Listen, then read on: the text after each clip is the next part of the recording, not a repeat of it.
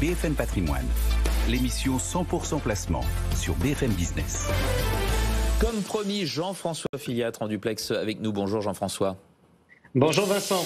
Directeur éditorial de marchégagnant.com. Jean-François, cette semaine, vous êtes avec nous pour parler du portefeuille de Marché Gagnant, l'occasion de faire un certain bilan. Et tout à fait. Alors, je vais vous faire une confidence. Hier, j'ai passé une grande partie de ma journée d'hier à regarder mes écrans, ce qui n'est pas dans mon habitude. Et pour cause, je voyais la perspective d'un superbe lancement. Manque de bol, le marché a décroché dans l'après-midi et même si notre portefeuille hier a fini en hausse, il reste quand même 6 petits euros en dessous de son plus haut historique. Bref, on a raté notre record d'un cheveu, ce qui n'avait pas été le cas le 20 février dernier où il avait été franchi. Bon, c'est bien de s'approcher du record quand même, hein. Mais il est haut ou pas le record ? Allez Vincent, vous voulez des perles, je vais vous en donner. Alors en février, le portefeuille a progressé de 4,42% après une hausse de près de 10% en janvier. Donc depuis le début de l'année, à fin février, on était à 14,82%. Depuis le début de l'aventure, c'était début 2021, j'étais d'ailleurs ici même et Cédric était à votre place pour construire avec moi ce portefeuille. Nous en sommes à près de 45% de hausse. Alors de la douce folie, dirait Cédric. Sachant que pour se rappeler, chez Marché Gagnant, on prétend que l'espérance de gain moyenne sur les actions à long terme, c'est 5% par an. On a donc fait 7 ans et demi de performance en tout juste 2 ans. Certains se disent si on pouvait faire pareil avec les trimestres retraite. Oui, absolument. Alors bon, très bonne performance, mais on ne peut pas vraiment juger sans comparer au CAC 40 quand même.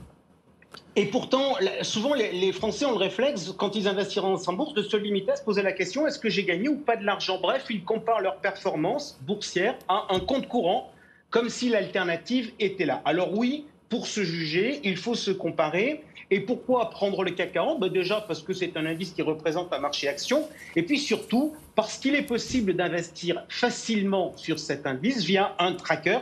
Se comparer au CAC 40, c'est donc apporter une réponse à une question très pertinente. Est-ce que j'ai raison de m'embêter à gérer moi-même mon portefeuille, sachant quand même qu'avec la méthode de marché gagnant, on essaie de faire en sorte que ce soit accessible et pas trop chronophage. Alors, est-ce que c'est rentable ou pas de passer du temps justement à s'occuper de son portefeuille ? Eh bien, si je regarde depuis le début de l'année, on progresse donc de 14,8% contre 12,3% pour le CAC 40. On fait donc mieux. Sur 2022, on avait fait du kiff-kiff, moins 9,47 pour nous, moins 9,50 pour le CAC 40. En 2021, on avait littéralement laminé l'indice phare de la Bourse de Paris avec une progression de 39% contre 29% pour l'indice. Bref, pour l'instant, c'est pas mal. Et juste d'ailleurs, c'est assez intéressant qu'on regarde les choses comme ça parce que ça nous amène à regarder un peu quel a été notre comportement face à la baisse de 2022. Soit on raisonne en perf absolue, comme le font souvent les gens, et là on se serait dit « Oh, la bourse, ça baisse, c'est pas un bon plan », donc on aurait pu prendre peur et sortir en catastrophe. Nous, on a une règle, on se dit que sur un an, avec notre portefeuille diversifié, on peut perdre 39%. Donc, en 2022, on s'est dit, on n'a perdu que 9%, on n'est pas loin du CAC. Donc, la conclusion qu'on en a tirée, c'est qu'il n'y a pas le faux là. Alors, qu'est-ce qui justifie ces bonnes performances, on peut le dire ?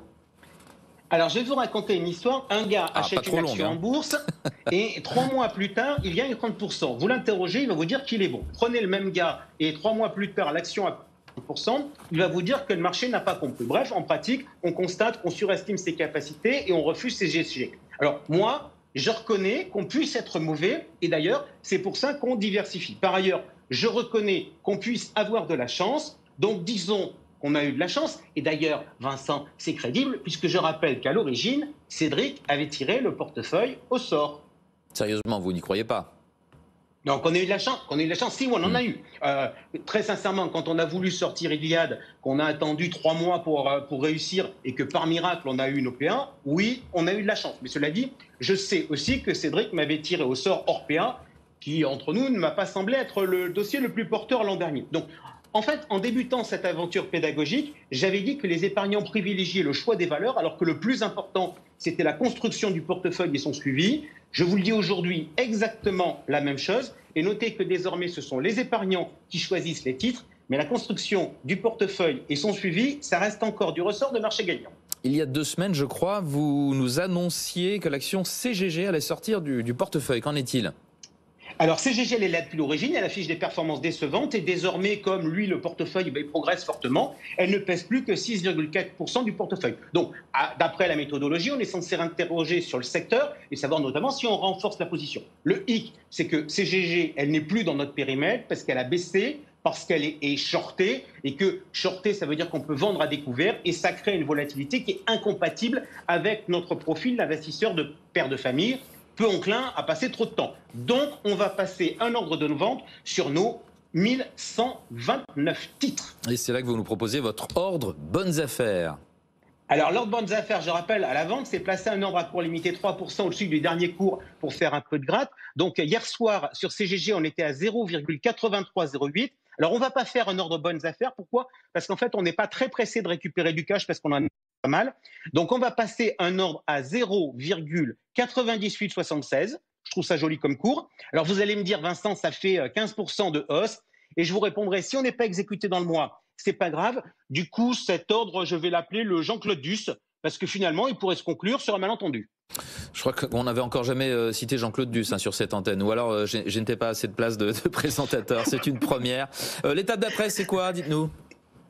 CGG, c'est le secteur de l'énergie. En 2 ans, nous n'avions pas parlé finances durables dans notre construction de portefeuille.